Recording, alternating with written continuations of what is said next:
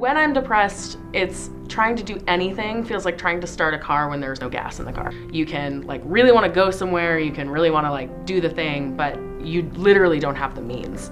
You know, it can feel as heavy as a boulder or as light to carry around as my fingernail, but it's as much a part of me as that fingernail is. Depression to me feels like a giant weight, kind of like one of those big dumbbells.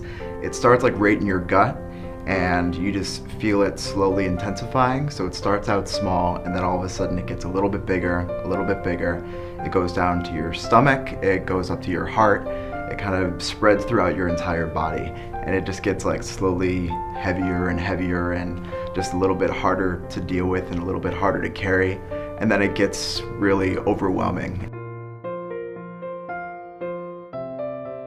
Having anxiety feels like a million bubbles filled with things that could go wrong that are just pushing on me. And each bubble is filled with something that could go wrong.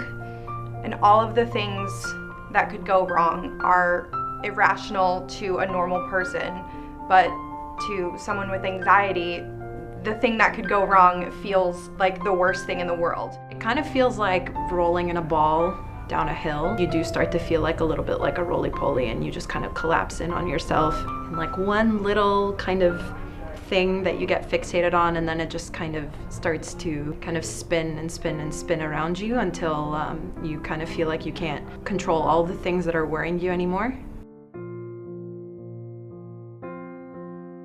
I have obsessive compulsive disorder, and to me that's always felt like having a separate sort of cloud of a mind outside of my own mind, a sort of buzzing gray hive of thoughts that sort of come in and out of my own brain and can be sort of busy or less busy depending on how I'm feeling on the day.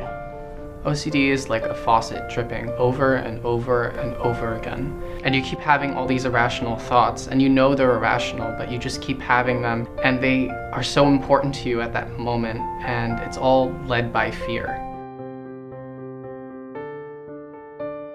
ADD feels kind of like being this like high-functioning robot, but if you like went into the mind of the robot and actually learned what the robot is thinking, it's just like a bunch of Katy Perry songs and like old childhood memories. It has this huge importance to you. This is the thing that actually impacts many, many, many people, but people don't actually do anything about it because we are trained to think that it's not a problem or it's something that we can control, when sometimes it actually isn't. There's a lot of beauty that can come out of it. There are strengths to it for sure, and I think a lot of creative people especially have figured out ways to connect ideas and use it in a creative sort of way.